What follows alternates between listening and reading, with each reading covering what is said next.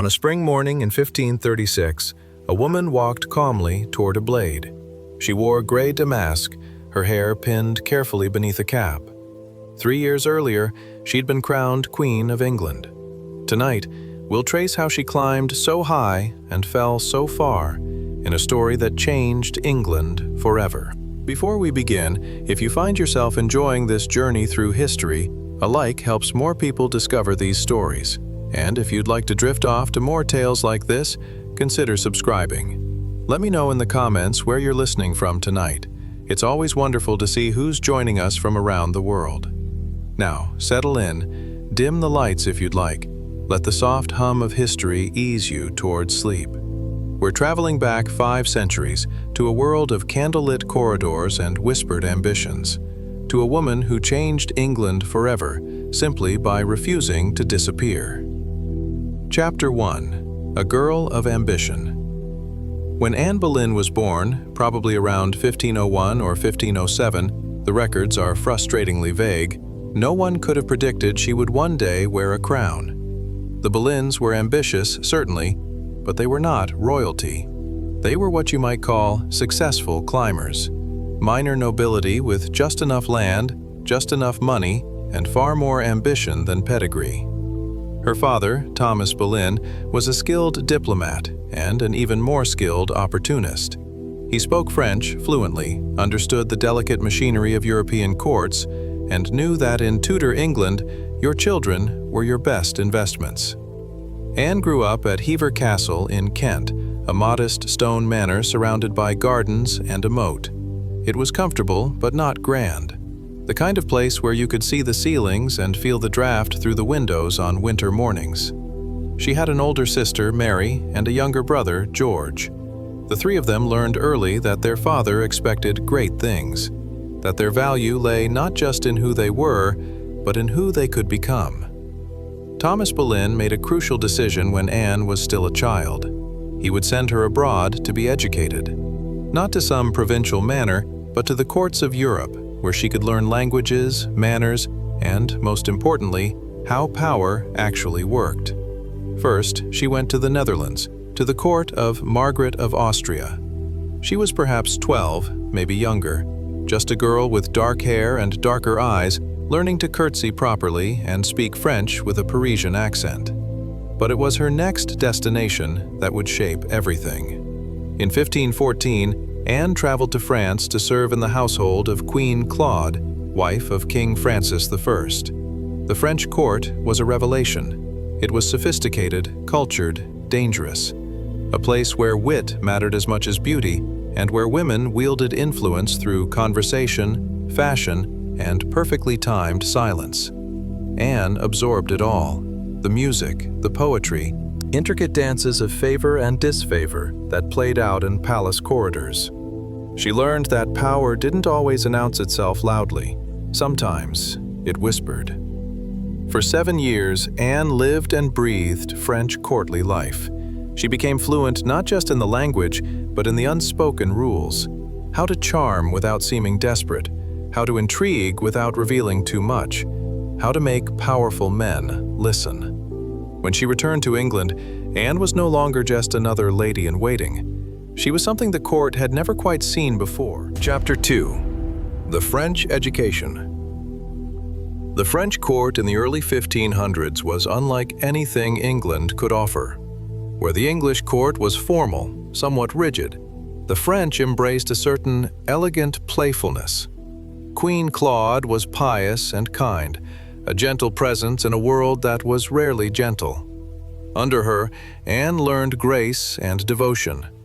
But it was Claude's sister-in-law, Marguerite of Navarre, who truly fascinated her. Marguerite was a scholar, a poet, a patron of reform-minded thinkers. She held salons where ideas were debated as vigorously as any military campaign.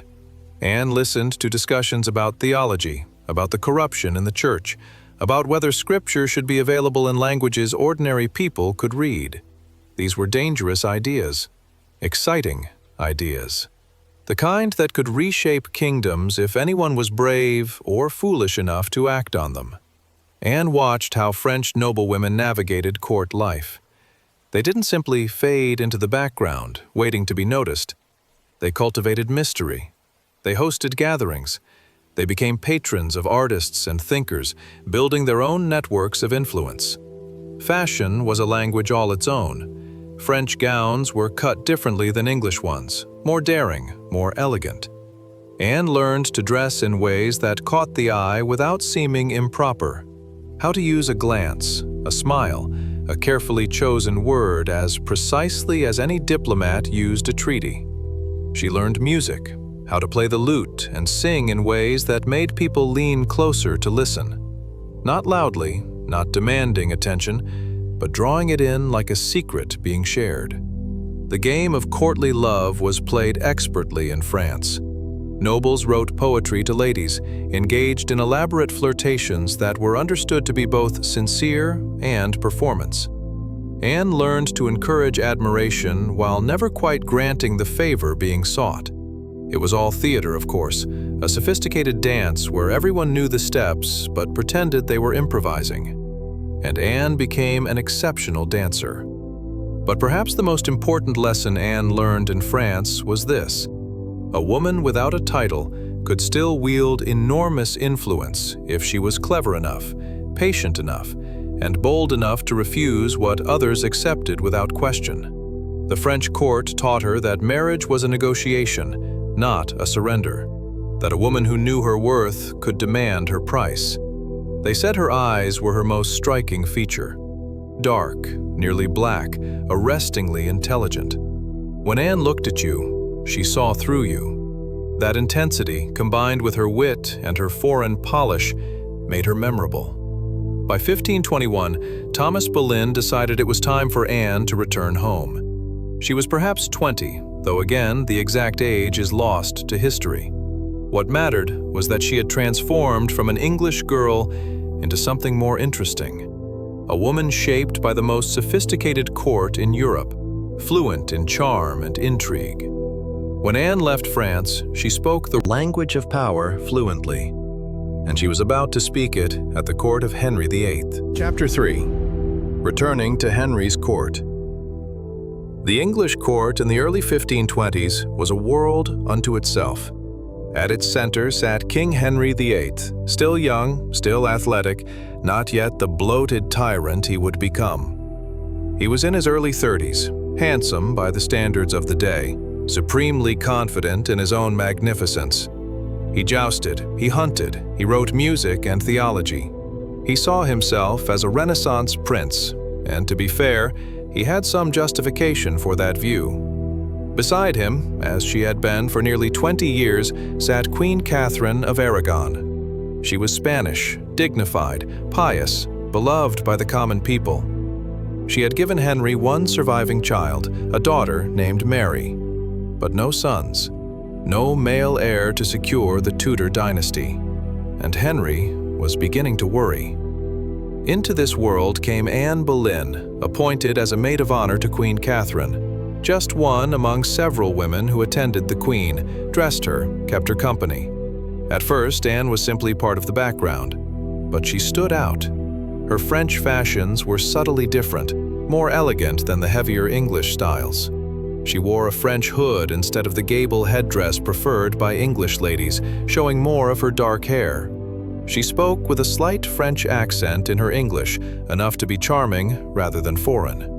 She played cards with skill, danced with grace, and had a way of contributing to conversations that made people stop and listen. The eyes of the court began to notice her. Not aggressively, not scandalously, just a quiet awareness that Anne Boleyn was someone worth watching. Henry noticed too, though not immediately in the way that would change everything. At first, she was simply another attractive, accomplished woman at his court. Pleasant company, nothing more. It was probably 1526 when things shifted. Henry had been pursuing Anne's older sister Mary, and that relationship had run its course. Mary had been compliant, undemanding, and ultimately forgettable in the way royal mistresses often were. Anne was different. When Henry's attention turned to her, she didn't blush and accept the honor of his interest. She didn't play coy in the expected way, pretending reluctance while secretly delighted. She genuinely held back. Not coldly, not rudely, but firmly. The message was clear. If Henry VIII wanted Anne Boleyn, it would not be as a mistress, tucked away and ultimately discarded. The king was used to women saying yes. Anne Boleyn was about to teach him a very different word. Henry began writing letters. They survive today, these desperate missives from a king to a woman who wouldn't yield. They're surprisingly vulnerable, almost embarrassingly so.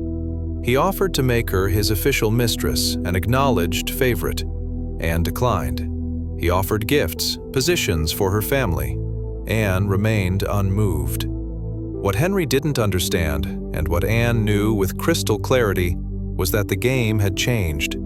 She wasn't refusing him out of virtue or fear. She was refusing him strategically. Because Anne had learned in France that the most valuable thing a woman could offer a king wasn't her body, it was her ongoing mystery, her continued withholding, the promise of something not yet granted. And somewhere in those months of pursuit and refusal, Henry made a decision that would alter English history. If he couldn't have Anne as a mistress, he would have her as a wife, even if it meant tearing England away from the Catholic Church to do it. The whispers in the corridors grew louder. Something was shifting. Some great wheel was beginning to turn, and Anne Boleyn stood at its center, neither pushing nor pulling, simply refusing to move. Chapter 4. The King's Obsession. Henry VIII was not accustomed to being told no. From childhood, he had been obeyed, flattered, indulged. He was king by divine right, answerable only to God and, perhaps, theoretically, to the Pope, far away in Rome. But Anne Boleyn kept saying no, and the more she refused, the more desperately Henry wanted her. The letters he wrote during this period are almost painful to read. This was a man who commanded armies, who could have anyone executed with a word, reduced to pleading with a woman who would not yield. "I beg to know expressly your intention touching the love between us two," he wrote in one letter. The uncertainty in those words is striking. A king begging to know where he stood. Anne's responses were carefully calibrated, warm enough to keep his interest, distant enough to maintain her power. She thanked him for his attention. She expressed concern about her reputation. She suggested that his affections might be better placed elsewhere. And with each polite deflection, Henry became more determined. This wasn't just desire anymore. It was obsession. Must have been strange for Anne, watching the most powerful man in England become increasingly consumed with winning her. Exciting, certainly. Terrifying, probably. Because once you've captured a king's obsession, letting it go safely becomes almost impossible. Henry began to consider the unthinkable. His marriage to Catherine of Aragon had produced no surviving sons. Perhaps, he reasoned, this was God's punishment. After all, Catherine had been briefly married to Henry's older brother Arthur, who had died young. The Bible, in Leviticus, seemed to forbid a man from marrying his brother's widow. Never mind that another passage in Deuteronomy commanded exactly that. Henry focused on the prohibition, not the commandment. If his marriage to Catherine had never been valid in God's eyes, then it could be annulled. He would be free to marry again, to marry Anne, to finally get the male heir he desperately needed. It seemed simple in Henry's mind. He would apply to the Pope for an annulment. The Pope would grant it. Catherine would retire quietly to a convent. Anne would become queen. Problem solved. He had no idea how catastrophically complicated it was about to become. The whispers in the corridors became louder. Servants noticed the king's distraction. Courtiers saw Anne's rising influence. Foreign ambassadors wrote reports to their monarchs tracking this strange English drama. Catherine, for her part, refused to cooperate. She was the daughter of Ferdinand and Isabella, who had conquered Granada and unified Spain. She had been England's queen for 2 decades. She would not be set aside quietly. When Henry suggested she should retire to a convent, Catherine responded with steel beneath her gentle manner. She was his true wife. Mary was his legitimate heir, and she would fight him in every court, every tribunal, until God himself declared otherwise. Henry hadn't expected resistance. Catherine was pious, obedient, everything a medieval queen should be. Except, it turned out, when her daughter's legitimacy and her own honor were at stake. The Spanish ambassador called Anne the concubine, recording every misstep, every perceived offense in his letters home. Catherine's supporters at court looked at Anne with barely concealed contempt. Who was this Boleyn girl to think she could replace their beloved queen? Anne was living in an increasingly uncomfortable position. Not quite the king's mistress, but certainly his acknowledged favorite. Not yet his betrothed, but clearly waiting for something. She had to maintain her refusal while watching months turn into years. Had to keep Henry's interest without granting the favors he sought. Had to navigate court factions that were beginning to divide between Catherine's supporters and those who saw opportunity in the king's new love. The game she was playing required perfect balance. Too cold, and Henry might give up, turn his attention elsewhere. Too warm, and she became just another conquest, easily won and easily forgotten. And so the dance continued, Henry pursuing, Anne retreating just enough to keep him chasing. Months turned into years. 1 year, 2 years, 3. The king had made his decision. If he couldn't have Anne as a mistress, he would remake heaven and earth to have her as a wife. And that remaking was about to begin. Chapter 5. The Great Matter Begins. What history calls the King's Great Matter began with a theological question and ended with a revolution. At its center was a man's desire for a woman and an heir. Around it swirled politics, religion, and the fate of nations. Henry petitioned Pope Clement VII for an annulment in 1527. His argument was straightforward, at least to him. His marriage to Catherine violated biblical law. The previous pope's dispensation allowing the marriage had been invalid. Therefore, he had never truly been married at all. Simple. Except nothing involving the papacy was ever simple. Pope Clement was sympathetic to Henry's predicament, or at least he claimed to be. But Clement had problems of his own. The Holy Roman Emperor Charles V controlled much of Italy, and Charles V happened to be Catherine of Aragon's nephew. The Pope was caught between the King of England and the most powerful ruler in Europe, who very much wanted his aunt to remain Queen of England. So Clement did what popes often did when faced with impossible decisions. He delayed. He appointed a special court to hear the case in England. Then he recalled the case to Rome. Then he delayed again. Meanwhile, Catherine stood firm. She appeared before the special court at Blackfriars in 1529, threw herself on her knees before Henry, and made a speech that even her enemies had to admire. She had been a true wife to him, she said. She had come to his bed a virgin, whatever his brother's brief marriage might have been. She demanded justice, not from English courts stacked with Henry's supporters, but from the Pope himself. Then she rose, swept from the room, and refused to acknowledge the court's authority again. It was magnificent defiance, quiet and absolute. Anne watched all this unfold, waiting in the wings. She was perhaps in her mid-20s now, no longer young by Tudor standards. Years of her life spent in this limbo, neither maid nor wife, neither mistress nor queen. Must have been maddening. Every month that passed without resolution was another month of her youth spent waiting, another month of being called the concubine by those who despised her, another month of uncertainty. Henry grew increasingly frustrated. He had expected this to take weeks, perhaps months, not years, not this endless papal delay and diplomatic maneuvering. He began to look for new solutions, new advisors, new approaches to a problem that seemed insurmountable. That's when Thomas Cromwell began his rise. Cromwell was a lawyer, a bureaucrat. a man of humble origins and extraordinary competence. He looked at the king's great matter and saw not a theological puzzle, but a political problem requiring a political solution. What if, Cromwell suggested carefully, England didn't need the Pope's permission? What if the King of England was, within his own realm, supreme in all matters both spiritual and temporal? It was a radical idea. It was also exactly what Henry wanted to hear. Parliament began passing laws, carefully drafted, slowly building toward a conclusion that was becoming inevitable.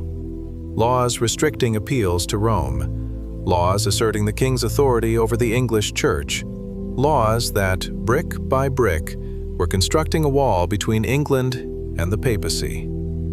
The monasteries watched nervously. The bishops divided between those loyal to Rome and those loyal to their king. The common people mostly just wanted the matter resolved one way or another. Anne's enemies multiplied. Every month she remained the king's declared beloved, they grew more numerous and more creative in their hostility. Pamphlets called her a whore. Prophecies predicted her downfall. Someone posted on a church door that the king's new love was leading him to hell. But Anne also had supporters. Religious reformers saw in her an ally, someone who shared their doubts about papal authority and clerical corruption. Ambitious men saw proximity to the king's favorite as a path to advancement. Her family rose in wealth and titles as Henry showered them with positions and lands. 7 years. That's how long the great matter dragged on. 7 years of Anne waiting, holding Henry's interest without granting final favor. 7 years of Catherine refusing to yield. 7 years of papal delays and English frustration. Every month that passed, every letter to the Pope that went unanswered, drew England closer to a cliff edge. And Anne stood at the center of it all. By 1532, the endgame was approaching.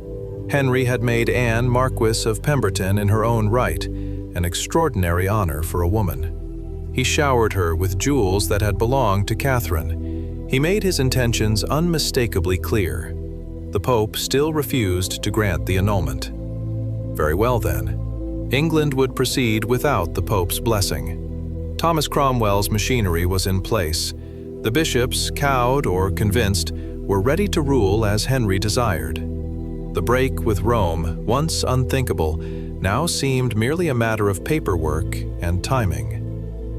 In late 1532 or early 1533, something changed. Anne finally yielded to Henry. Perhaps she saw that victory was finally, truly at hand. Perhaps she calculated that she could risk pregnancy now that the legal mechanisms were in place. Or perhaps, after 7 years of waiting, she was simply ready to claim what had been promised. By January 1533, Anne was pregnant, and Henry could wait no longer. Chapter 6. The Break with Rome. The break between England and Rome didn't happen in a single dramatic moment. It was a series of acts of Parliament, each one chipping away at papal authority until nothing remained. But the effect was revolutionary. For 1,000 years, Western Christianity had been united under the Pope. Now England was declaring itself independent, free to govern its own spiritual affairs. The Act in Restraint of Appeals, passed in 1533, declared that England was an empire unto itself, subject to no foreign power, not even the Pope. This meant Henry's marriage could be judged by English courts alone. Thomas Cranmer, newly appointed Archbishop of Canterbury, convened a court in May 1533. The verdict was never in doubt. Henry's marriage to Catherine had been invalid from the start. He was free to marry. Of course, by the time Cranmer issued his ruling, Henry had already married Anne. The secret ceremony had taken place months earlier, in January, with just a handful of witnesses. Anne was already pregnant, visibly so. The rushed, secret nature of the wedding was scandalous, but Henry was past caring about scandal. He needed this child to be legitimate. He needed Anne to be indisputably queen before she gave birth. The break with Rome rippled outward in ways no one had quite predicted. Monasteries, which had held land and wealth for centuries, suddenly found themselves vulnerable. If the king, not the pope, was supreme head of the church in England, then the king could decide what happened to church property. Cromwell began what would become the dissolution of the monasteries. Slowly at first, then with increasing speed, these ancient institutions were shut down, their lands seized, their wealth flowing into royal coffers and the pockets of Tudor supporters. Some monks and nuns went quietly, accepting pensions. Others resisted. In the north of England, rebellions would eventually break out, common people rising to defend the old faith. But that was still a few years away. For now, in 1533, the focus was on Anne. She was going to be crowned queen. Not quietly, not with apologies, but with full medieval splendor. The theological arguments for the break were complex. Henry genuinely believed he was in the right. He'd consulted scholars, he'd read scripture. He'd convinced himself that God wanted him to set aside Catherine and marry Anne. But stripped of its theological dressing, the English Reformation began with a king who wanted a different wife and a pope who wouldn't grant him one. Reform-minded thinkers across Europe watched with interest. Martin Luther had broken with Rome a decade earlier. Now England was following suit, though for very different reasons. Anne herself was sympathetic to Reformed ideas. She owned books in English that argued for scripture to be available in the vernacular. She patronized preachers who questioned clerical corruption and papal authority. Later, her enemies would use this against her, calling her a heretic, a Lutheran, a dangerous radical. But in 1533, her religious views aligned perfectly with Henry's new position as supreme head of the church. The old order was crumbling. Practices that had stood for centuries were suddenly negotiable. The very structure of medieval Christendom in England was being dismantled and rebuilt according to Henry's desires. Catherine of Aragon, meanwhile, was moved from palace to progressively less comfortable residences. She refused to accept her new title of Princess Dowager, widow of Prince Arthur. She was the queen, she insisted, and would sign herself as such until death. Her daughter Mary, declared illegitimate by the same court that annulled Catherine's marriage, was forbidden to see her mother. It was a cruel separation, politically necessary from Henry's perspective, personally devastating for both women. The Spanish ambassador continued his reports, each one dripping with contempt for Anne and sympathy for Catherine. But Spain, for all its power, couldn't force England back to Rome. The break was complete. By 1533, Henry had burned every bridge back to Rome. The Pope could threaten excommunication all he wanted. England was charting its own course now, and Anne Boleyn, finally, was within reach of her crown. Chapter 7. The Secret Wedding. The wedding that changed England happened quietly, in the early morning hours, with candlelight instead of fanfare. It was January 25, 1533, though the exact date is disputed, as so much about Anne's life is. Henry and Anne stood before a priest in a private chamber, perhaps at Whitehall, perhaps at York Place. A handful of witnesses attended, sworn to secrecy. Anne's parents were likely there, maybe her brother George. It was nothing like a royal wedding should have been. No crowds, no ceremony at Westminster Abbey, no foreign dignitaries. Just a king taking a bride in secret because he couldn't yet publicly acknowledge what he was doing. Anne was already pregnant, perhaps 2 or 3 months along. Time was running out to secure the child's legitimacy. Every day's delay was a day closer to scandal. The ceremony itself was likely brief. The traditional vows, the blessing, the exchange of rings. Henry probably felt triumphant. After 7 years of waiting, Anne was finally his wife. For Anne, it must have been a strange moment. This was what she'd worked toward, what she'd refused mistressship to achieve. But there was no celebration, no public acknowledgement. Not yet. She had won the crown in secret. Now came the work of claiming it openly. The secret couldn't hold for long. By February, rumors were spreading through court. Anne was seen wearing richer clothes, taking precedence over other noble ladies. The king's manner toward her had shifted from suitor to husband. In April, Thomas Cranmer began the legal proceedings to annul Henry's marriage to Catherine. Everything was being done backward, technically. The annulment came after the new marriage, rather than before. But Henry didn't care about technicalities anymore. He needed Anne's child to be born legitimate. He needed England to accept her as queen. The order of events was less important than the result. Anne's pregnancy was becoming visible. By spring, there was no hiding it. Court physicians were consulted. Astrologers cast charts. Everyone was certain of one thing: the child would be a boy. It had to be a boy.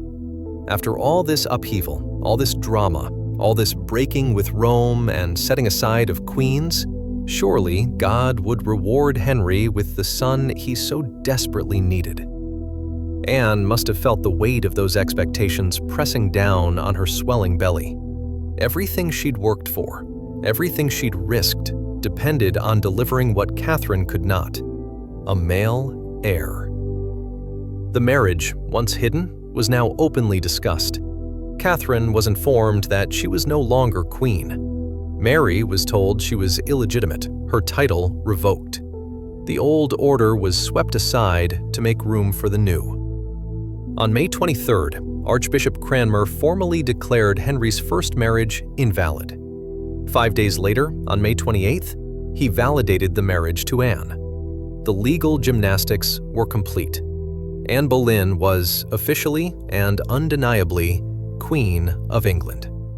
All that remained was the Public celebration. The coronation that would cement her position and announce to England and Europe that the old queen was gone and a new one had taken her place. Anne had won.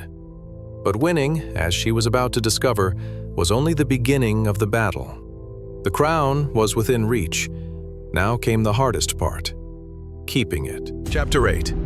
Coronation and Controversy. On June 1st, 1533, Anne Boleyn was crowned Queen of England in Westminster Abbey. The ceremony was magnificent, almost defiantly so, as if splendor could silence criticism. The day before, Anne had processed through London by barge along the Thames. The river that had witnessed so much English history now carried the new queen to her triumph.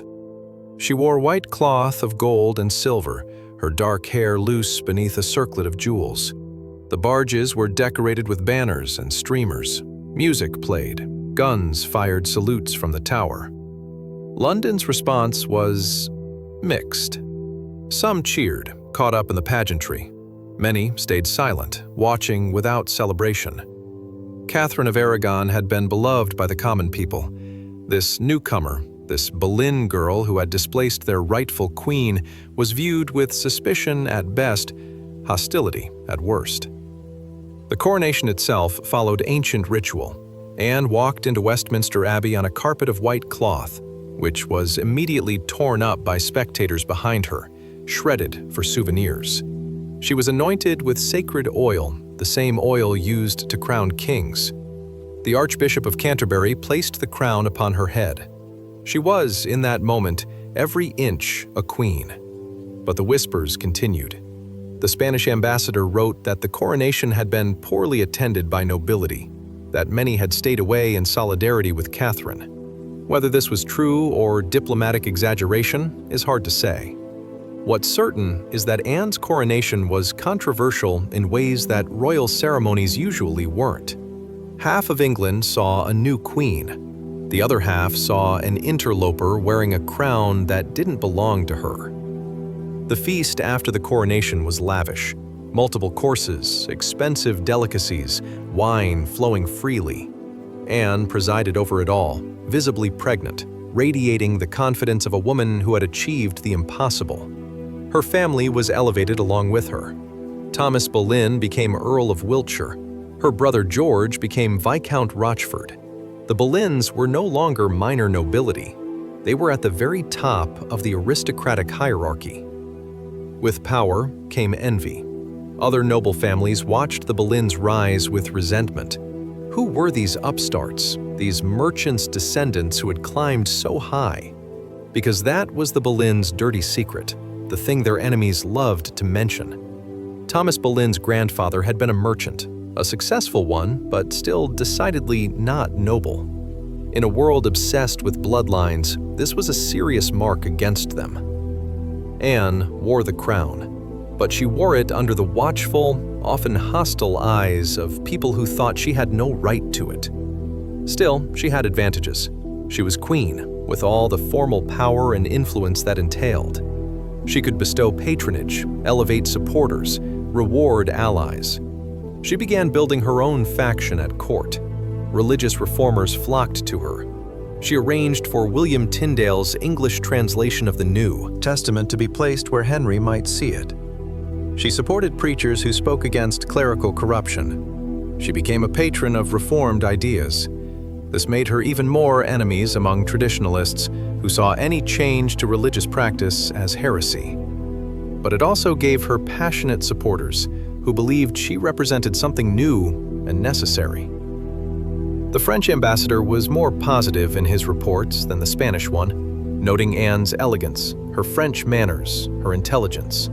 France had no love for the Emperor Charles or his Aunt Catherine, so they were happy to recognize Henry's new wife. But recognition from abroad didn't ease Anne's position at home. She was queen, crowned and anointed, but her position felt precarious in ways that royal positions usually didn't. Everything depended on the child she was carrying. If she gave Henry a son, all criticism would fade. A male heir would justify everything, validate the break with Rome, prove God's favor. Anne had won the crown, but England had not yet decided if she deserved it. Through the summer of 1533, Anne's pregnancy advanced.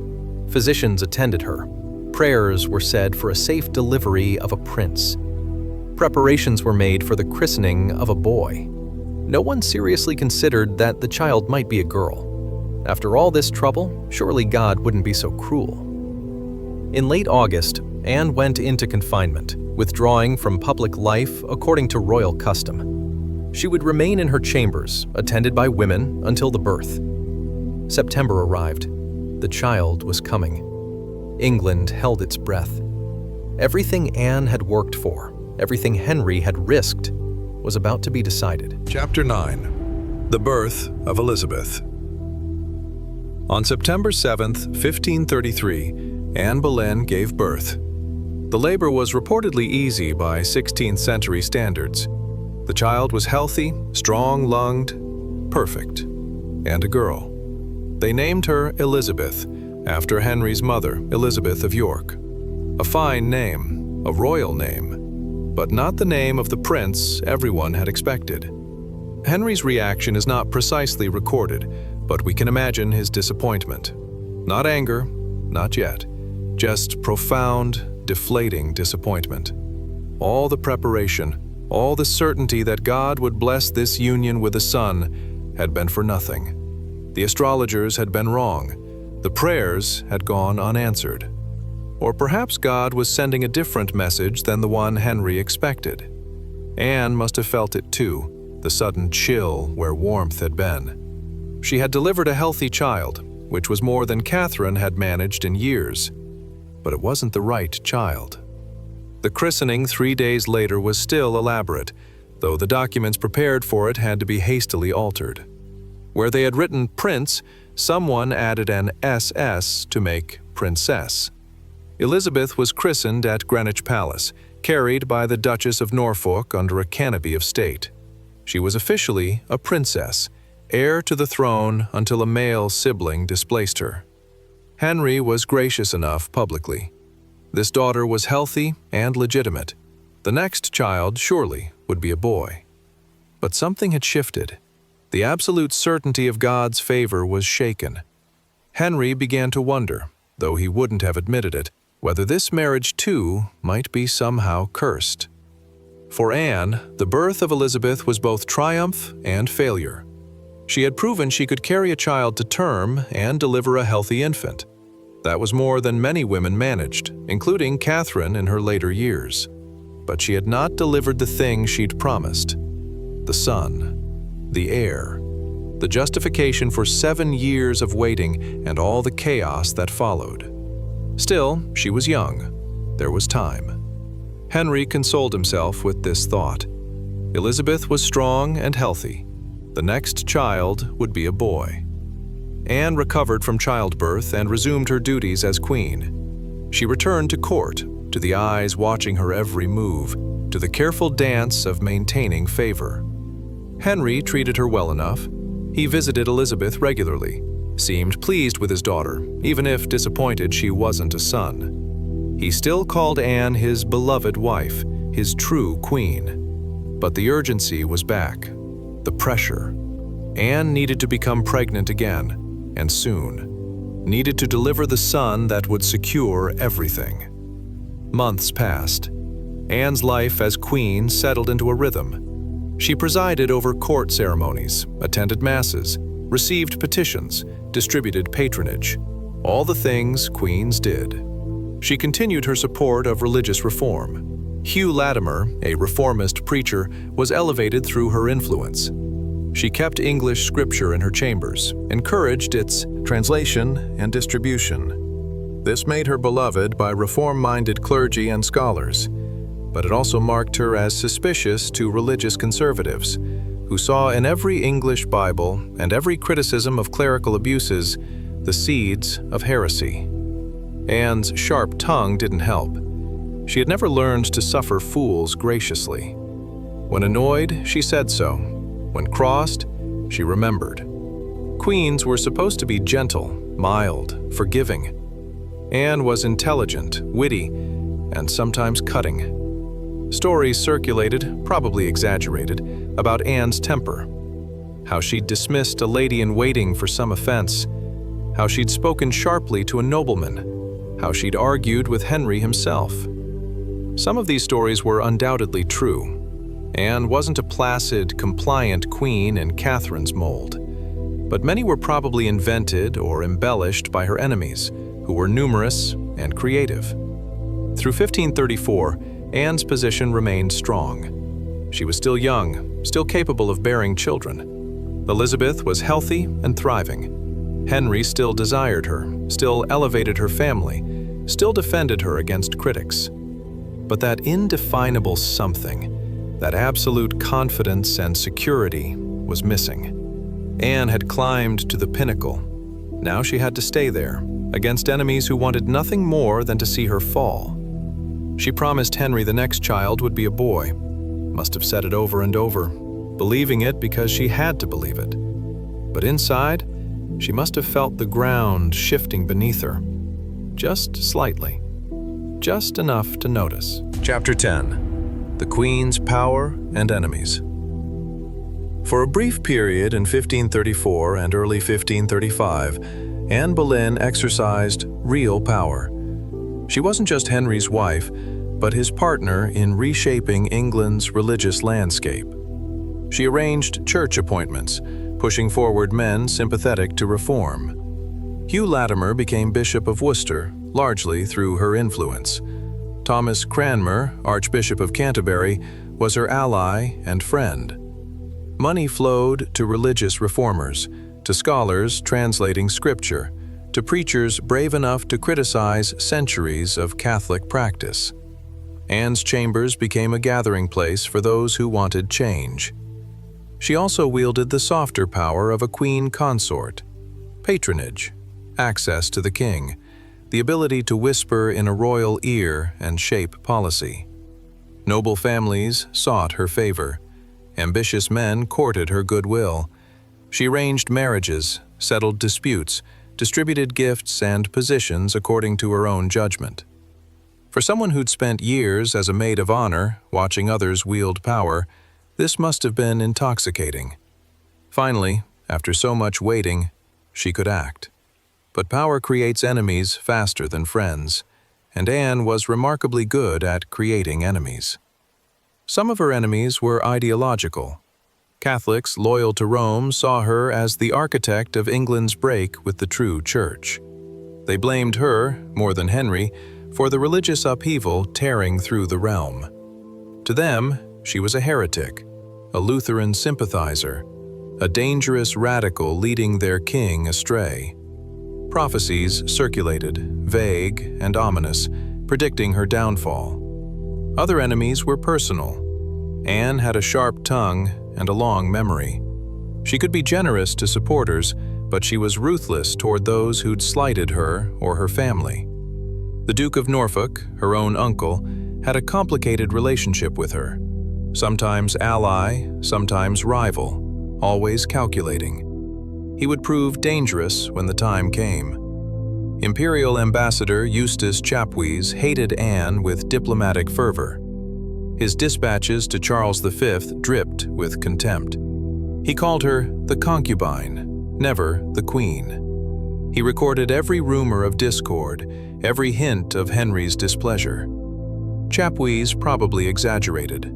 Diplomats always do, especially when representing a power opposed to current policy. But his reports shaped how Catholic Europe saw Anne, as a scheming usurper who'd seduced a king and destroyed a good queen. Then there were the people who'd been loyal to Catherine, her former ladies-in-waiting, now dismissed. Nobles who'd known Catherine for decades and mourned her fall. Common people who saw Anne as an interloper.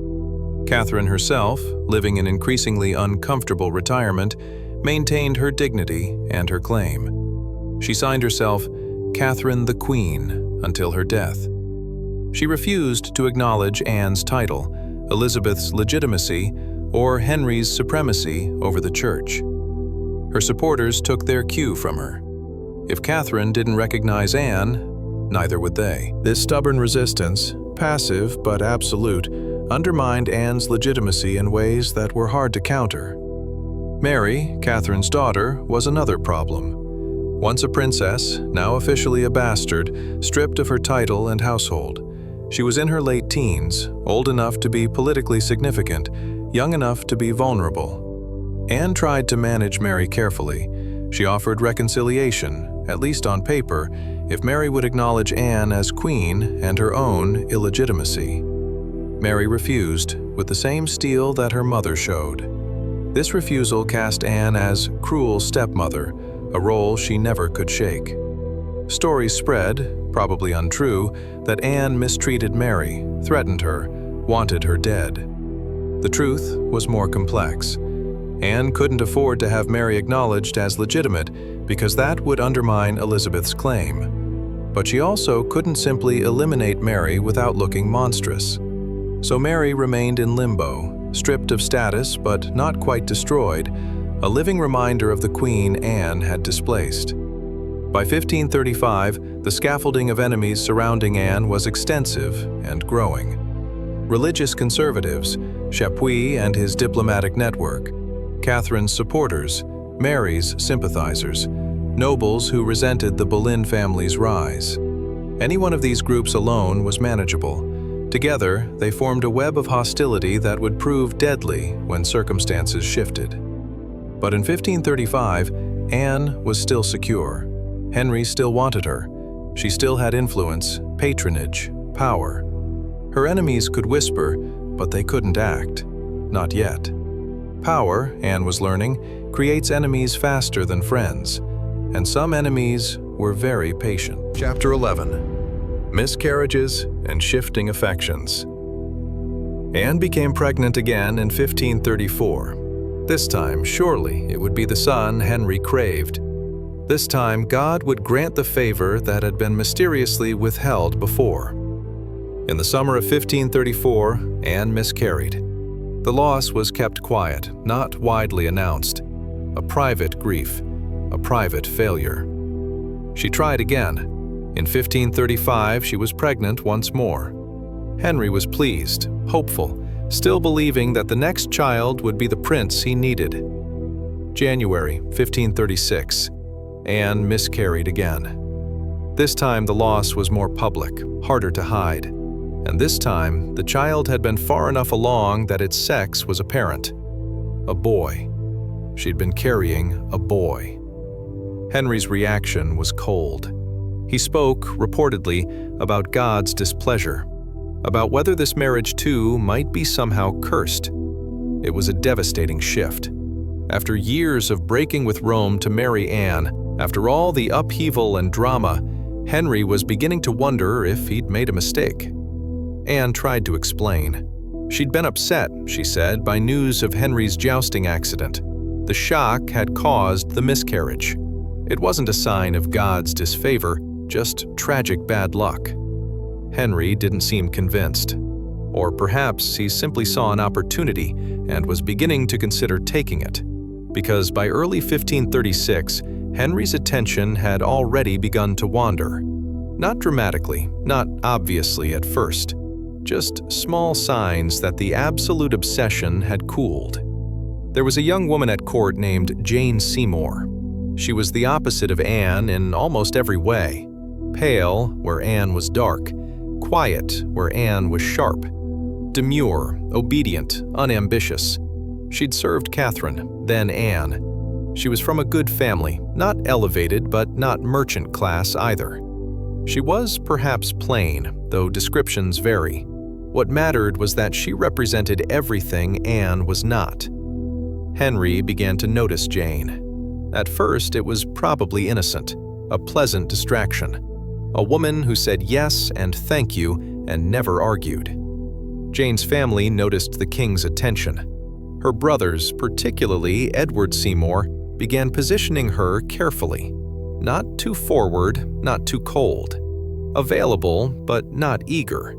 They'd watched Anne's strategy work.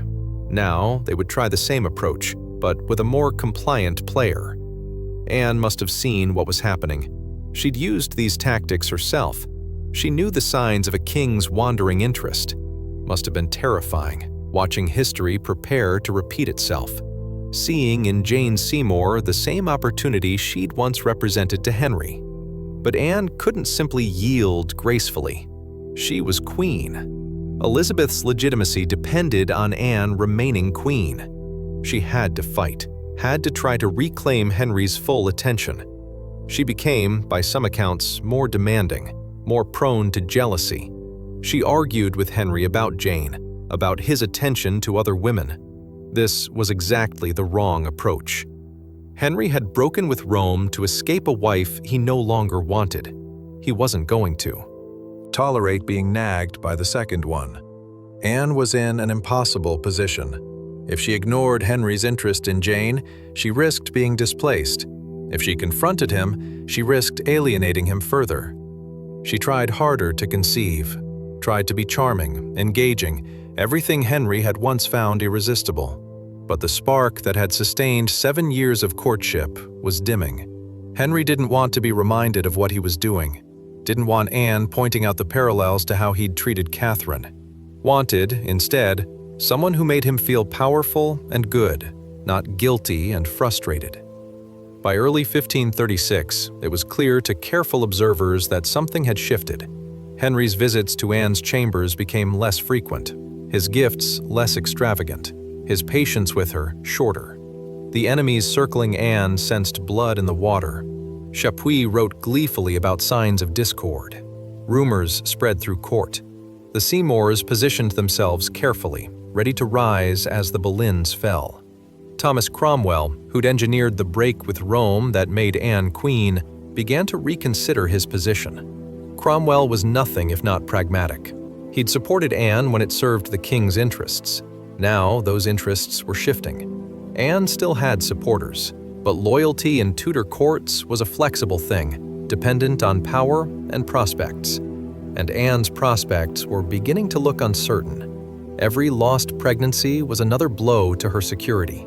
Every month without a son was another month of failure.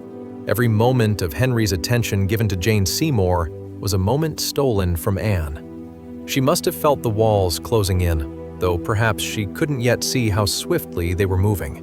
Every lost pregnancy was a nail in a coffin Anne didn't yet know was being built. Chapter 12. The Trap Closes. In early 1536, Thomas Cromwell made a decision. Anne Boleyn had become a problem rather than an asset. More importantly, Henry wanted to be rid of her, and Cromwell's career depended on giving Henry what he wanted. But removing a queen wasn't simple. The break with Rome had been justified partly by establishing Anne as Henry's true wife. Simply divorcing her raised awkward questions about the king's judgment. No, this needed to be more final. And it needed to destroy Anne in ways that made Henry look like a victim rather than a tyrant. Cromwell was nothing if not thorough.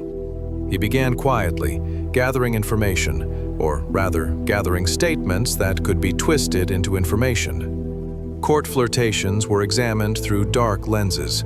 Anne's charm, which had captivated Henry, became evidence of inappropriate behavior.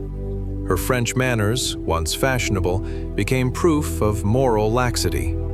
She had, it was true, a circle of young male courtiers. Music, poetry, cards, conversation.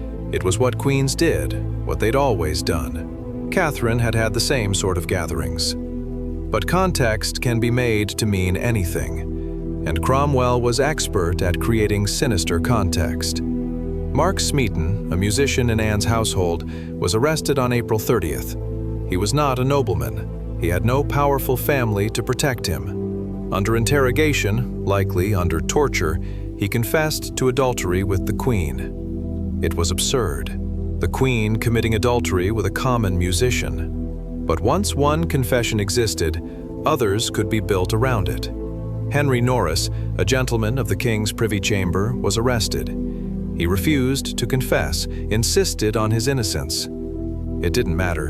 The machinery was in motion. Sir Francis Weston, William Brereton, more arrests. Men who had attended Anne's gatherings, played cards with her, performed music, engaged in the courtly flirtations that were standard practice. And then, most shockingly, Anne's own brother George Boleyn, Viscount Rochford, was arrested and charged with incest. 3 steps completed. The charges were lurid, impossible, clearly fabricated. But they served their purpose, to paint Anne as so monstrous, so depraved, that her execution would seem not just justified, but merciful. The speed of it all was breathtaking. In a matter of days, Anne went from queen to prisoner. She had no time to mount a defense, no opportunity to rally supporters. The men arrested with her were kept separate, unable to coordinate their stories. Most maintained their innocence. Smeaton's forced confession stood alone, but it was enough. Cromwell presented the case to Henry as a matter of honor. The king had been deceived, cuckolded, made a fool by a scheming woman. Henry, who'd broken with Rome for her, who'd displaced a beloved queen, had been betrayed. Henry believed it because he wanted to believe it, because it made him the victim rather than the villain, because it gave him a clean exit from a marriage that had failed to produce sons. Anne had enemies, but even they must have been shocked by the charge's severity. Adultery with 5 men, including her own brother. It was monstrous, and therefore implausible. But Tudor justice didn't require plausibility. It required only the king's will, and Henry's will was clear. On May 2nd, 1536, Anne was arrested at Greenwich Palace. She was taken by barge to the Tower of London, passing beneath the water gate they called Traitor's Gate. She'd entered the tower before, in triumph, before her coronation. Then it had been a palace, a place of preparation and celebration. Now it was a prison. The same stones, the same walls, a different meaning entirely. The charges were absurd, but in Henry's England, truth was whatever the king needed it to be. Chapter 13. Arrest and Imprisonment. The barge carrying Anne to the Tower moved slowly along the Thames. The same river that had borne her in triumph now carried her to imprisonment. She was accompanied by guards and by Sir William Kingston, the constable of the Tower.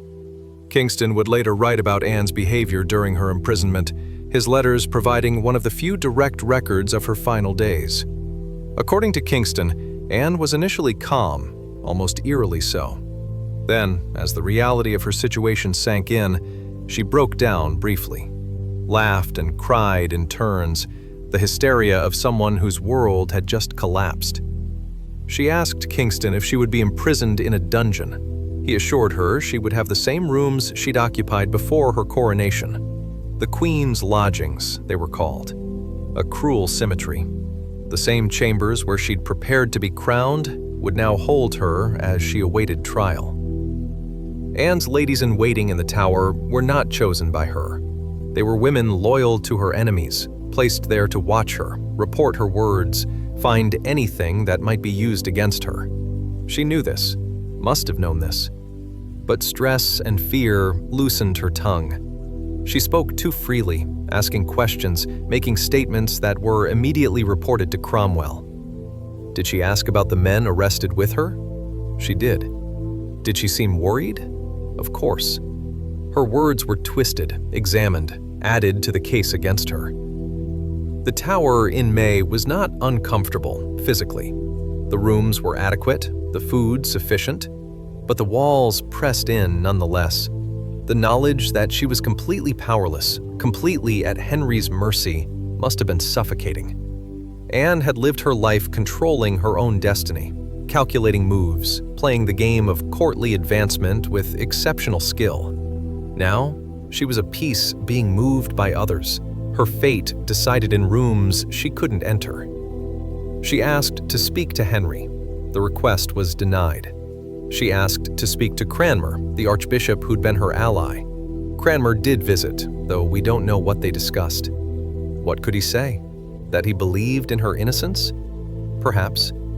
But Cranmer was Henry's man first, and Henry had made his decision. The other prisoners, Norris, Weston, Brereton, Smeaton, and her brother George, were held separately. They couldn't coordinate their defenses. They couldn't even know what the others were saying. George Boleyn, accused of incest with his own sister, was perhaps the most shocked. The charge was so outrageous it should have been laughable, but no one was laughing. Anne's family was crumbling. Her father, Thomas Boleyn, disappeared from court. Her uncle, the Duke of Norfolk, would sit in judgment at her trial. When ambition met survival, the Boleyns chose to distance themselves from the falling queen. Only Anne's mother, Elizabeth, seems to have remained loyal, though she was powerless to help. The nights in the Tower must have been the worst. The silence. Broken only by the footsteps of guards, the distant sounds of the city beyond the walls.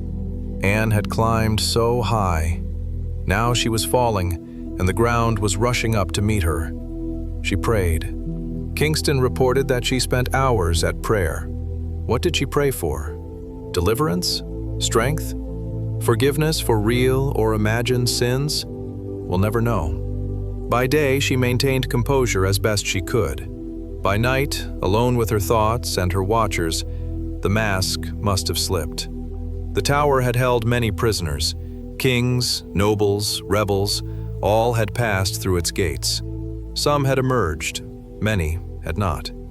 Anne could look out her window and see Tower Green, the patch of grass where private executions took place. She must have wondered if that green would be the last thing she saw. The barge ride to the Tower had taken perhaps an hour. The journey from queen to prisoner, from power to helplessness, had taken mere days. Anne had entered the Tower twice, once as a bride preparing for coronation, now as a woman condemned, awaiting judgment. And she knew, must have known, that the verdict was already decided. The trial would be mere formality, the sentence a foregone conclusion. Chapter 14. The Trial. On May 15, 1536, the 5 men accused with Anne were tried first. The trial was held at Westminster Hall, before a jury of commoners for the non-nobles. Mark Smeaton, the musician who had confessed, maintained his confession. The others denied the charges absolutely. It made no difference. All 5 were found guilty. Norris, Weston, Brereton, and George Boleyn, the nobles, were sentenced to be beheaded. Smeaton, being common, was sentenced to be hanged, drawn, and quartered. Henry would later commute Smeaton's sentence to beheading, a mercy, perhaps, or simply a desire to avoid the spectacle of such a brutal execution for someone connected to the Queen. Anne's trial was held the next day, May 16th, in the Tower itself. The setting was the King's Hall within the Tower, hastily arranged with benches and a throne for the tribunal. 27 peers sat in judgment, led by Anne's own uncle, the Duke of Norfolk. Her father was notably absent, though whether by his choice or others, we don't know. Anne was brought in and allowed to sit, a small mercy given her rank. She was charged with adultery with 5 men, incest with her brother, and by extension, treason. The logic being that adultery by a queen endangered the succession, and therefore the realm. The evidence presented was thin. Dates and times when Anne was supposedly committing adultery were often impossible. She'd been visibly pregnant, or in public ceremony, or otherwise occupied. But the tribunal wasn't interested in evidence. They were interested in the verdict Henry wanted. Anne defended herself eloquently. Contemporary accounts note her composure, her clear responses, her firm denials.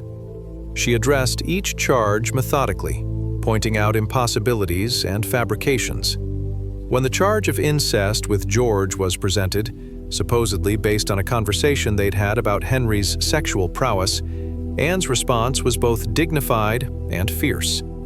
The accusation was monstrous. She denied it absolutely.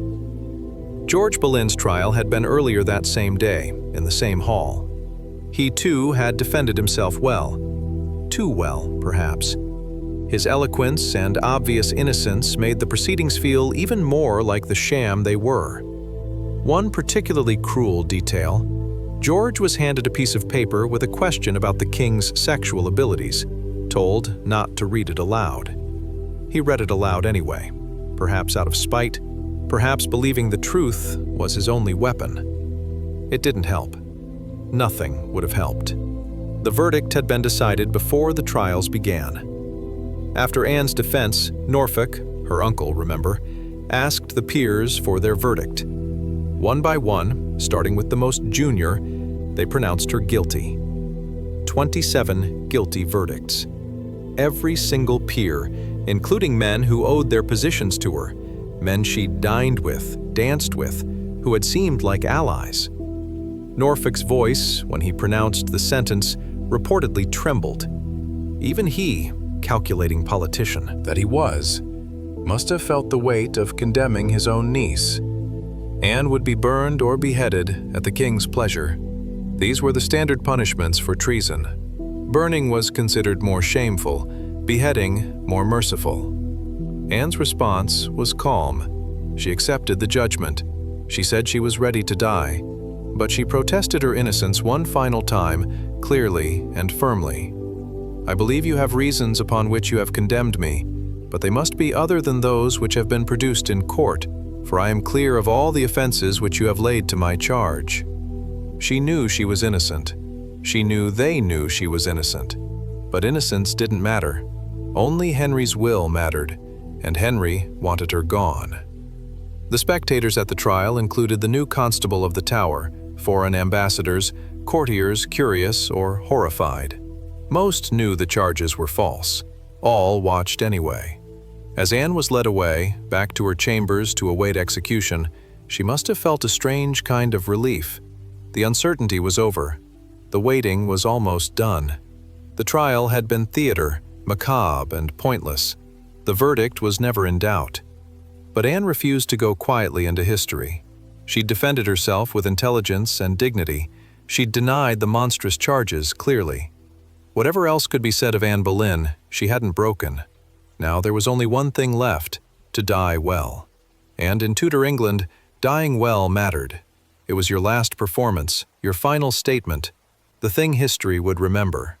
Anne had a few days left to prepare that final performance. Chapter 15. The Final Days.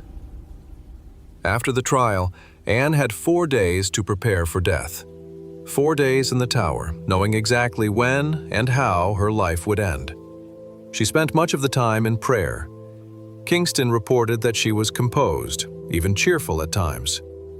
The hysteria of her first days had given way to something like acceptance. Anne asked for the sacrament to be brought to her. She swore on it that she was innocent of the charges. This was serious. Swearing a lie while receiving communion was considered damning one's own soul. Her oath suggests she believed, truly, in her innocence. Or perhaps she'd convinced herself that the technical charges were false, even if she'd committed smaller sins. The human mind is good at making such distinctions when survival, even eternal survival, is at stake. She also showed dark humor. When Kingston mentioned the king's mercy in hiring an expert swordsman from France, Anne is reported to have laughed. "I heard say the executioner was very good, and I have a little neck." She put her hands around her throat, demonstrating. Kingston was apparently disturbed by her laughter. But gallows humor is how some people face death. Anne had always had a sharp wit. She wasn't going to lose it now. She asked Kingston to request that her daughter Elizabeth be well cared for. This must have been heartbreaking, knowing she'd leave her 3-year-old daughter motherless, declared illegitimate, with no one to protect her interests. Anne couldn't have known that Elizabeth would one day be England's greatest monarch. She knew only that she was leaving her child vulnerable in a dangerous world. Henry, meanwhile, was already moving on. While Anne sat in the Tower, Henry was courting Jane Seymour openly. The day after Anne's conviction, he sought a betrothal with Jane. It was unseemly, even by Tudor standards. His wife hadn't even been executed yet. But Henry was past caring about appearances. Cranmer, the Archbishop, was tasked with annulling Henry's marriage to Anne, the same Cranmer who'd validated it 3 years earlier. The annulment was based on Henry's previous relationship with Mary Boleyn, making the marriage to her sister within prohibited degrees. This was darkly ironic. Henry was annulling the marriage to Anne on grounds that would have prevented it in the first place, if he'd cared about such grounds when he wanted to marry her. But the annulment served a purpose. It declared Elizabeth illegitimate, removing any threat she might pose. It also technically meant Anne wasn't guilty of adultery, since she'd never been truly married. No one pointed out this logical contradiction. Logic had left the building long ago. Anne accepted the annulment. Perhaps she hoped it would save her life. If she wasn't queen, wasn't validly married, maybe the charges would be dropped. But Henry wanted her dead, not just divorced. The execution would proceed. On May 18th, Anne was told she would die the next morning. The French swordsman had been hired. Everything was prepared. She requested one more night to prepare her soul. The request was granted. She spent the hours in prayer, in conversation with the chaplain, in whatever spiritual preparation one makes for death. Kingston reported that she seemed almost eager for mourning. Better to have it done than to wait longer, perhaps. The anticipation of death can be worse than death itself. Anne prepared a speech for the scaffold. Custom required that the condemned make a final statement, usually asking forgiveness and praising the king. Anne would follow custom, but in her own way. She called for her ladies, asked them to help her dress. She chose a gray damask gown with a crimson kirtle beneath. Modest, dignified, appropriate for her final appearance. Her dark hair was pinned up carefully, leaving her neck exposed. The swordsman would need a clear target. She was, to the end, making this as easy as possible for everyone else. It said she was calm that night, composed, ready. Kingston marveled at her courage in his letters. Whatever else she wasn't a coward. On the morning of May 19th, 1536, Anne rose before dawn and prepared to meet history. Chapter 16. The Execution. Dawn came gray over the Tower of London. The execution was scheduled for early morning, private rather than public. A small mercy, sparing Anne the humiliation of dying before a massive crowd. The location was Tower Green, a patch of grass within the tower walls. A scaffold had been built, low and draped in black cloth. Straw was scattered around it to absorb blood. The crowd was small by execution standards, perhaps 200 people. Foreign ambassadors, court officials, Tower personnel. No common people, no massive audience. Henry didn't want this to be a spectacle. Anne was led from her chambers shortly after 8 in the morning. She walked steadily, accompanied by her ladies. She wore the gray damask gown, a crimson kirtle visible beneath it, an English gable hood rather than the French hood she'd favored, perhaps a last concession to English sensibilities. Her step was firm. She didn't stumble, didn't weep, didn't make a scene. To the last, she was controlled. When she reached the scaffold, she climbed the few steps carefully. The French swordsman waited, dressed entirely in black, his face obscured. He'd been brought from Calais specifically for this execution, an expert chosen for his swift, clean work. Anne turned to face the crowd. This was her moment, her final words, the last thing she would ever say. Custom required that she not criticize the king or the verdict. To do so would endanger her family further, might even cost them their property and lives. Anne had to die gracefully, praising Henry if her family was to survive. So she did. Her speech was brief and carefully worded. "Good Christian people, I am come hither to die according to law. For by the law I am judged to die, and therefore I will speak nothing against it."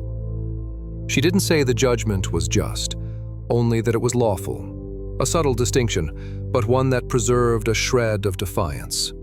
"I pray God save the king, and send him long to reign over you. For a gentler nor a more merciful prince was there never, and to me he was ever a good, a gentle, and sovereign lord." The lies we tell at the end, the performances we give. Anne praised the man who'd condemned her to death on false charges. "And if any person will meddle of my cause, I require them to judge the best. And thus I take my leave of the world and of you all. And I heartily desire you all to pray for me." Judge the best. Let history decide what was true. It was as close as she could come to asserting her innocence without violating the rules of her execution. She asked for prayers, then turned to her ladies. They helped her remove her headdress, revealing her dark hair pinned carefully up. They gave her a white cap to cover her hair and a blindfold. Anne knelt on the straw. There was no block. The swordsman worked with the condemned kneeling upright, striking horizontally rather than from above. She arranged her skirts modestly, positioned herself carefully. Even now, even in this, there was dignity. Her last words were a prayer, repeated softly. "To Jesus Christ I commend my soul. Lord Jesus, receive my soul." Over and over, a quiet murmur. The crowd fell silent. Even the birds seemed to pause. The executioner stepped forward. He'd hidden his sword in the straw so Anne wouldn't see it, wouldn't tense in anticipation. An assistant distracted her attention to one side. The sword came from the other direction, swift and sure. A single stroke. Anne Boleyn's life ended in a heartbeat. The executioner held up her head briefly, as custom required, then lowered it. It was May 19th, 1536. Anne was perhaps 35 years old, though her exact age, like so much about her, remains uncertain. She'd been Queen of England for barely 3 years. In that brief reign, she'd helped trigger the English Reformation, given birth to the future Queen Elizabeth, and made enemies powerful enough to destroy her. The crowd dispersed quietly. The body was lifted by Anne's ladies and placed in an arrow chest. No proper coffin had been prepared. She was buried in the chapel of St. Peter ad Vincula within the tower, in an unmarked grave. Henry heard the cannon fire that signaled the execution. He was at Wolf Hall, already courting Jane Seymour. By evening, he was formally betrothed to her. Within days, he would be married. Within months, Jane would be pregnant. Within a year, she would give Henry the son he'd always wanted, then die of childbirth complications. But that's another story. This one ends here, on a gray morning with a sword's swift stroke. Anne Boleyn's life ended in a heartbeat, but her story was only beginning. Chapter 17. Aftermath and Erasure. The arrow chest containing Anne's body was buried hastily beneath the stone floor of the Tower Chapel. No ceremony, no proper funeral, no monument marking the spot. The 5 men executed with her had died 2 days earlier on Tower Hill. George Boleyn, her brother, had died maintaining his innocence. Norris, Weston, Brereton, Smeaton, all had been beheaded and buried with slightly more dignity than Anne received. Henry didn't attend any of the executions. He didn't need to. The thing was done. The problem was solved. 11 days after Anne's execution, Henry married Jane Seymour. Not even 2 weeks. The unseemly haste shocked even the hardened courtiers who'd seen everything. But Henry was king. Who would criticize him to his face? Jane was everything Anne wasn't. Pale, bland, obedient. She didn't argue, didn't have opinions on religion or politics, didn't challenge the king or speak her mind. Henry seemed content. Perhaps that's what he'd wanted all along, not a partner, but an ornament, someone who made him feel powerful without questioning his judgment. Anne's name became forbidden at court. Her badges and initials were chiseled off buildings and monuments. Portraits were destroyed or painted over. The systematic erasure of a queen. Elizabeth, not yet 3 years old, was declared illegitimate by the same act that had annulled her parents' marriage. She was removed from the succession, stripped of her title, sent to live in various estates under the care of guardians. Henry saw her occasionally, but didn't seem particularly interested.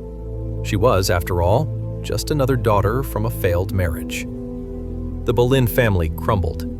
Thomas Boleyn, Anne's father, died in 1539, his titles passing to others. The family that had climbed so high fell equally far, their name associated with treason and shame. Catherine of Aragon had died in January 1536, months before Anne's execution. Her last letter to Henry was loving and forgiving. She died believing herself the true queen, refusing to acknowledge Anne's title. Some saw Catherine's death as divine justice. She'd been vindicated, outliving the woman who'd displaced her. Others saw tragedy in both women's fates, pawns in a king's game. Mary, Catherine's daughter, was eventually reconciled with Henry. She submitted, acknowledged his supremacy over the church, and was restored to his favor, if not the succession. But she never forgot what had been done to her mother. The religious changes Anne had supported continued. The dissolution of the monasteries accelerated. England moved further from Rome, embracing reforms that would have delighted Anne had she lived to see them. But she received no credit. Reformers who'd once praised her fell silent, not wanting to associate their cause with a convicted traitor and adulteress. Historical accounts written soon after her death were uniformly hostile. She was a seductress, a schemer, a dangerous woman who'd led the king astray. The charges from her trial were repeated as fact. The Spanish ambassador's dispatches, full of contempt for Anne, shaped how Catholic Europe remembered her. The concubine who'd stolen a throne and gotten what she deserved. Even in England, where people might have known better, the official narrative took hold. Anne Boleyn was erased, vilified, remembered primarily as a cautionary tale about ambitious women. Her grave remained unmarked for centuries. Visitors to the tower would walk over her burial place without knowing it. Henry moved on quickly. Jane gave him a son, Edward, in 1537, then died of complications. Henry mourned her genuinely, more than he'd mourned Anne. Jane was buried with honors. Henry would eventually be buried beside her. 3 more wives followed. Anne of Cleves, divorced amicably. Catherine Howard, executed for adultery, like Anne. Catherine Parr, who outlived him. But Anne remained unique. She was the one who'd changed everything. The one for whom Henry had torn England away from Rome. The one whose daughter would one day rule. Henry never spoke of her, at least not in recorded conversations. Whether he ever regretted her execution, whether he ever doubted the charges, We'll never know. What we do know is this: they tried to erase Anne Boleyn from history. They destroyed her images, forbade her name, buried her in an unmarked grave. Instead, they made her immortal. Chapter 18. Legacy. The daughter who became a legend.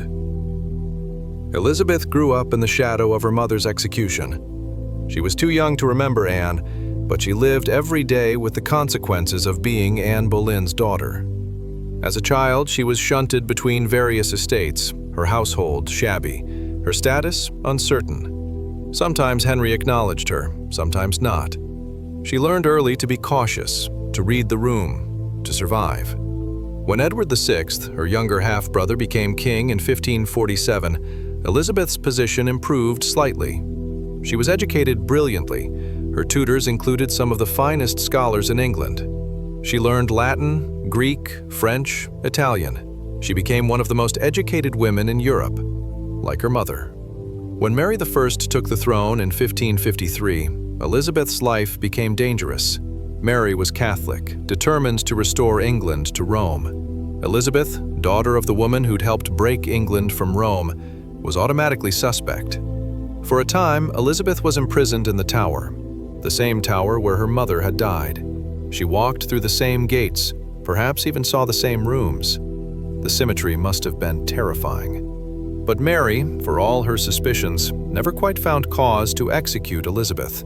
And when Mary died childless in 1558, Elizabeth ascended to the throne. She was 25 years old, daughter of Anne Boleyn, the woman England had tried to forget, and she would rule for 45 years. The Elizabethan age transformed England. Under Elizabeth, the country became a naval power, defeating the Spanish Armada in 1588. Explorers claimed new territories. Trade expanded.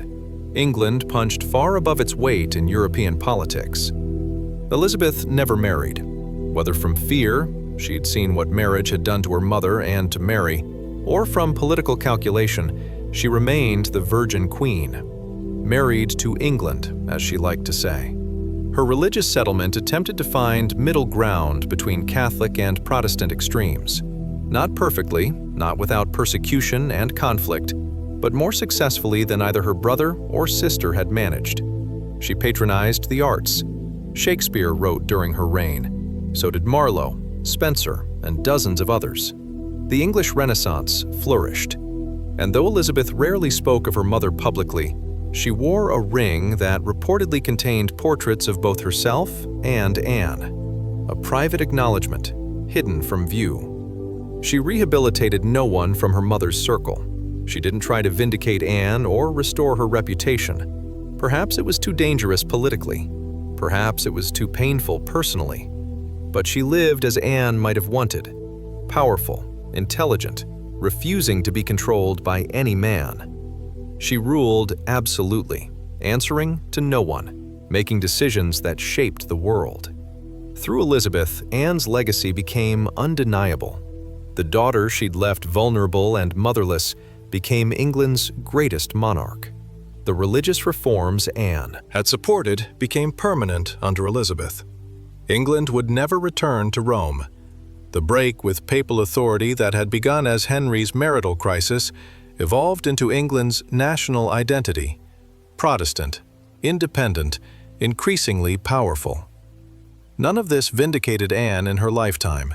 She died condemned, buried in disgrace, her name forbidden. But history has a longer view than any individual life. By the 18th century, historians began reconsidering Anne's story. Protestant writers portrayed her as a martyr, a reformer destroyed by Catholic conspiracies. Catholic writers still called her a homewrecker and schemer. In the 19th century, the Romantic movement embraced Anne as a tragic figure. Novels portrayed her as a doomed lover, caught between passion and politics. Not quite accurate, but better than being forgotten. In the 20th century, feminist historians began examining Tudor women's actual agency. Anne emerged as a complex figure, ambitious, yes, but also skilled, intelligent, trapped by systems she couldn't fully control. Modern biographies have access to more sources than ever before. They paint Anne as neither saint nor villain, but as a woman who played a dangerous game with impressive skill and ultimately terrible luck. The charges against her are now universally recognized as false. No serious historian believes Anne committed adultery with 5 men, much less incest with her brother. She was destroyed not because of what she did, but because of what she represented. A threat to Henry's plans, a woman who dared too much, a queen who could be disposed of. In 2023, nearly 500 years after her death, Anne's name is known worldwide. Countless books, films, television series have explored her story. She remains one of the most famous women in English history. Her grave was finally properly marked in the 19th century. The chapel where she's buried is now a site of pilgrimage. People leave flowers, notes, tributes to a woman executed as a traitor. The irony is complete. Henry tried to erase her. Instead, he made her unforgettable. Anne Boleyn changed England, not through armies or laws in her own name, but through Henry's obsession with her, through Elizabeth's reign, through the religious transformation she supported. She was queen for barely 3 years, but those 3 years reshaped a nation. She lost her head, but through Elizabeth, she changed the world. And 5 centuries later, we're still talking about her, still trying to understand who she really was beneath the legends and lies. That's a legacy no executioner's sword could sever. Anne Boleyn didn't start as a queen. She started as a girl who learned to play a dangerous game. She played it brilliantly. She climbed higher than anyone thought possible. She helped topple an ancient religious order. She gave birth to greatness. And when she fell, when the rules changed and the ground disappeared beneath her, she died with dignity. History tried to forget her. Instead, it made her eternal. Tonight, as you drift towards sleep, remember this: power is temporary, dynasties fade, but some stories refuse to end. Anne Boleyn's story, begun in candlelit corridors 5 centuries ago, continues in every telling, every remembrance, every moment someone asks who she really was. The eyes of history still watch her, and will, perhaps, forever. Thank you for joining me on this journey through Tudor England. If you found this story worth your time, a like helps others discover these histories. Subscribe if you'd like more calm historical deep dives. Let me know in the comments what historical figure you'd like to explore next. And sleep well wherever you are in the world. Good night.